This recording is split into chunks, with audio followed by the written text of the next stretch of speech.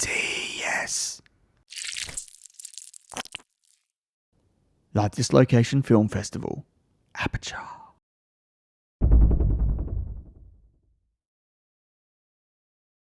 As you can see, the wind is phenomenally crazy at the moment. We have so much wind, which makes it really tough because today I'm a one-person show. That means I do the videography camera work, I do the acting, as well as the lights, as well as the sound. I do everything. So, as you can imagine, when you're a one-person show, you need to spend a lot of time to set up your lights properly. The most important thing you can do is light your location well. This location has very mixed lighting throughout certain periods of the day. Hence, I needed to have a shot list and determine at what time of the day I would shoot in reference to where the sun would be. Shot A was done in the afternoon around 5 p.m. The reason for this is so that I would have consistent lighting across the shot.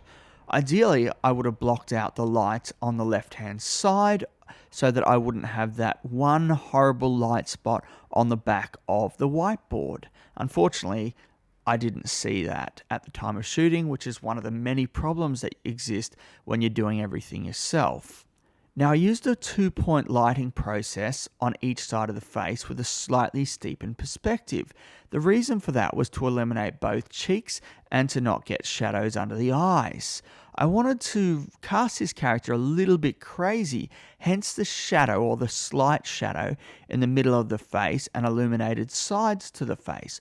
Also, you'll notice that light reflects marginally off the whiteboard, illuminating the top of my head gently.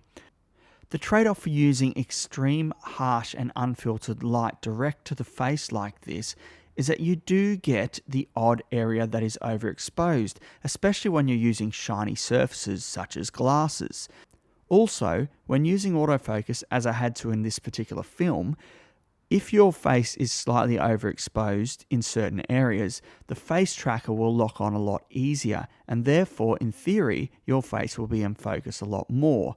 As you'll be able to see behind me, we have mixed lighting coming through and it's very windy. Really tough conditions to get good lighting in when you've got the sun coming down behind you, we've got mixed lighting coming in. So if I had somebody else with me, I would have them stand up at the back there and block the sunlight coming through so that we can have one consistent light source and light the area completely with artificial lights.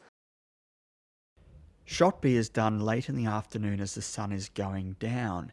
Instead of putting the camera on the deck like in the drawing, I put it down onto the ground and boosted it 2.5 meters. This gave a steepened perspective and generated the illusion that the clones were talking to each other. I used one light directed at head height so that we had a soft, gentle diffusion across the face, revealing natural skin tones. We didn't want harsh lighting because we don't want this clone to appear crazy, despite him actually being crazy. On shot C, the lighting setup is actually very similar as well, the difference being that the light was raised slightly and pulled back so that we can light both areas where Clone 1 and Clone 2 will be, so that we could at least try and achieve similar lighting on both sides. This is necessary given that actor or Clone 1 is shot at a different time to Clone 2, so we really do need to control the lighting so that the lighting matches when both shots are combined together. A shot like this only works if the light matches on both the actors. Shot D was by far the most challenging in terms of lighting.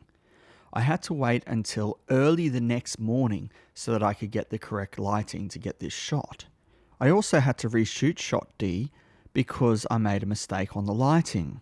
I had set light 1 to a color temperature of 3200K and light 2 to 5500K.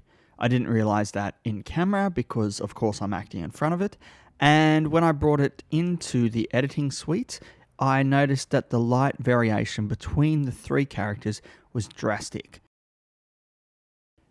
As you can see on the second attempt, we have the light on the actors consistent between all three, despite being shot at different times. This is ideal for the lighting setup. It was shot at f4 from a steepened perspective on a wide angle so that we could illuminate the actors and also get some of the background in focus.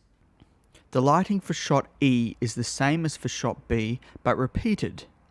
It's on a slightly different angle, filmed at f4 as well, on a slightly more elevated perspective, to account for the fact that the actor is slightly closer to the deck and therefore maintains the eyesight up to the veranda. Shot F was by far the funnest shot. I knew I needed 2 lights, but I didn't know exactly where the camera would be. Now the 2 lights needed to illuminate both the shoe, the body, and also the leg. So I focused one light onto the leg and another light onto the body and the shoe, while I moved the camera around to try out different angles. Now this particular script I wrote very fast and it's quite silly. I wrote it in a way that allowed me to submit to the Aputure film comp, which closes in, well, a day or so. So I just need to smash this together and get it out as fast as I can.